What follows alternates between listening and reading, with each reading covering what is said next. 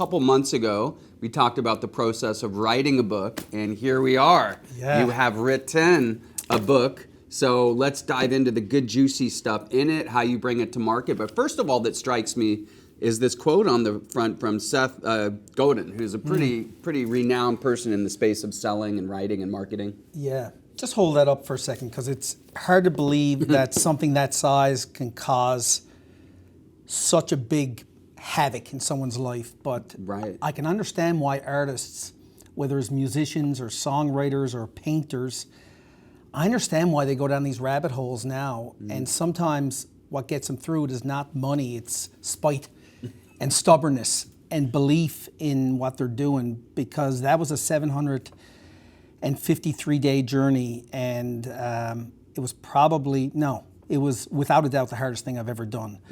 The Seth Godin thing, which is, if people don't know who Seth Godin is, 21 books, almost the godfather of marketing in the world.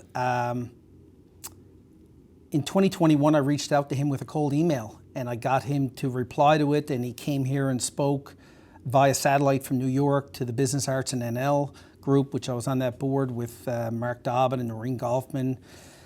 And Seth helped us out there, and he waived his fee, which was significant. I mean, these guys are like, 50,000 US, and he waived his fee, and we were able to kind of bring artists and business people together. And I stayed in touch a little bit without being a nuisance, which is a little bit of what the book is about, because salespeople are seen as being aggressive and pushy. And if you're pushy with someone like Seth Godin, he's not going to give you a testimonial. Sure.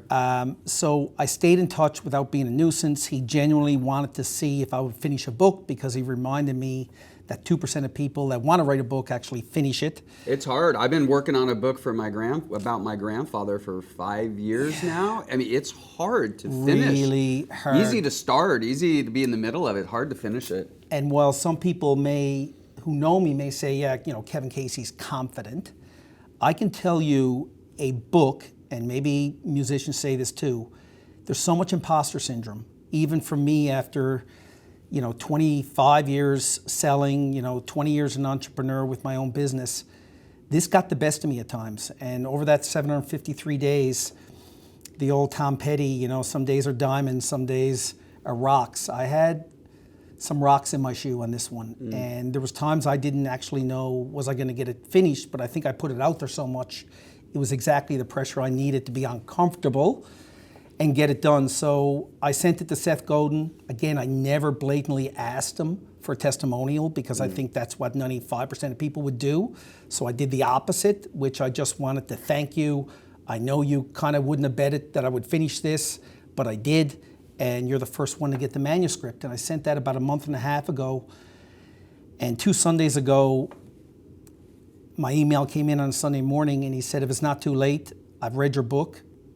I do about 8 to 10 of these a year, and you're one of them. So if it's not too late, here's my words, and here's my strict guidelines to those words.